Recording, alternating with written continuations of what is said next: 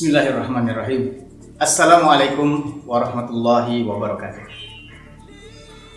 Alhamdulillahilladzi arsala rasulahu bil huda wa dinil haq liyuzhirahu 'alad dini kulli wa kafa billahi shahida. Asyhadu an la ilaha illallah wa asyhadu anna Muhammadan abduhu wa rasuluhu la nabiyya ba'dah.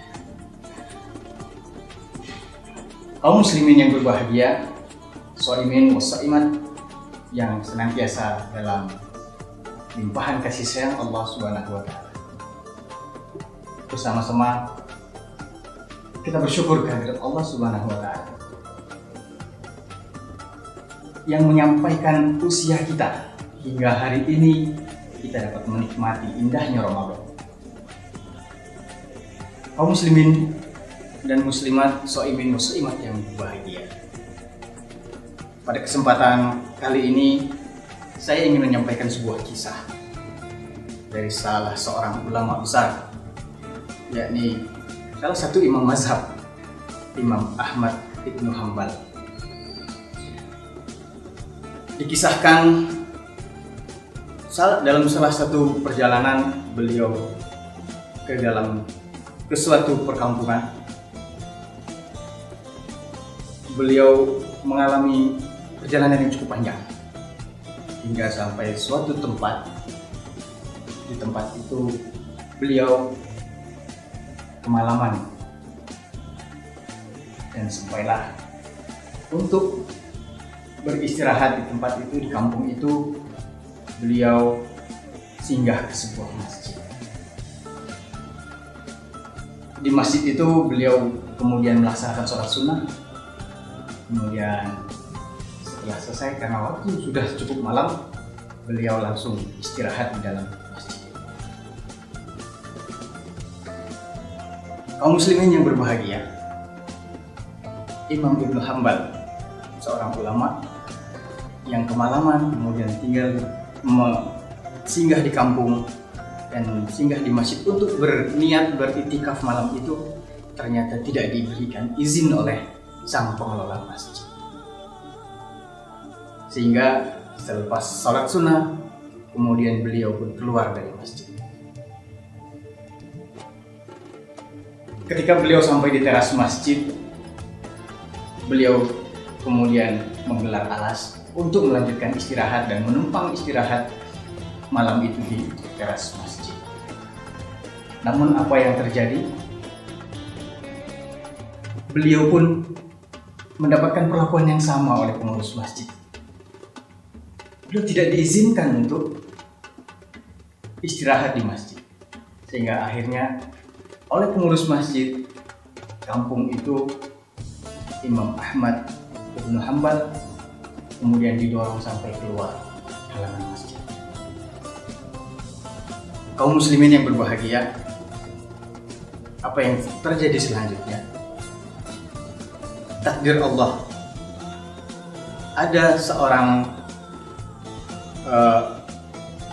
warga kampung yang ada di sekitaran masjid itu melintas, kemudian menawari Imam Ahmad bin Hanbal untuk singgah ke rumahnya dan istirahat. Selanjutnya Imam Hanbali ketika sampai ke rumahnya dipersiapkan tempat istirahat dan disiapkan roti yang kebetulan seorang laki-laki ini adalah pembuat roti dan penjual roti.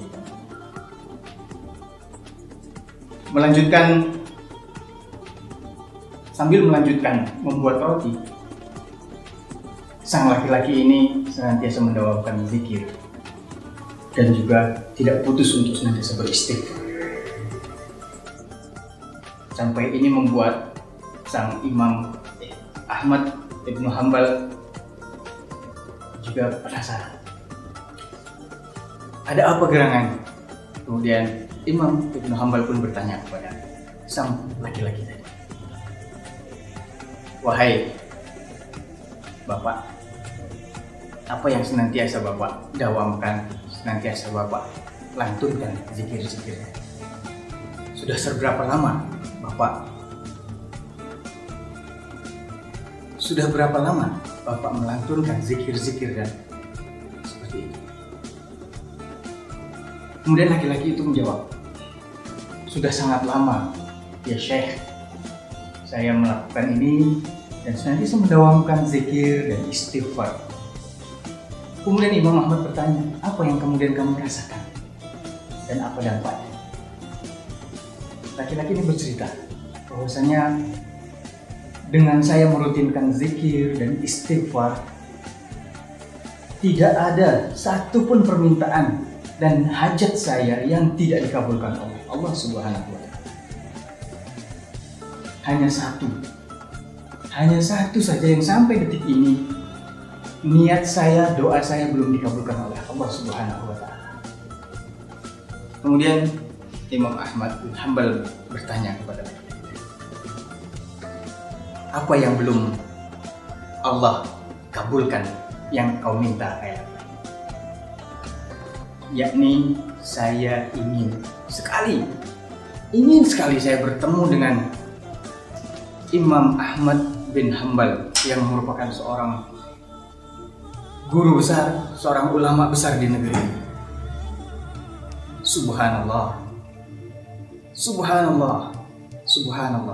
demikian jawab Imam Ahmad bin Hanbal pada saat laki-laki tadi. Ada apa ya Syekh? Ternyata doamu sudah dikabulkan wahai Bapak.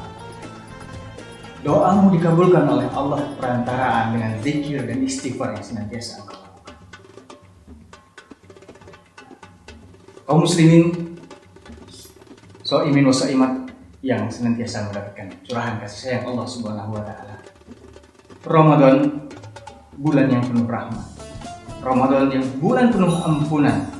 Ramadan bulan yang penuh ampunan. Mari di bulan yang suci ini kita perbanyakkan zikir, perbanyakkan istighfar, dan insya Allah yakinlah bahwasanya istighfar kita, zikir kita itulah yang akan menjadi asbab, yang menjadi penyebab dikabulkannya doa dan permohonan kita oleh Allah Subhanahu wa Ta'ala. Demikian kultum yang bisa saya sampaikan pada kesempatan hari ini. Mudah-mudahan bermanfaat. Mohon maaf. Selamat menjalankan ibadah puasa.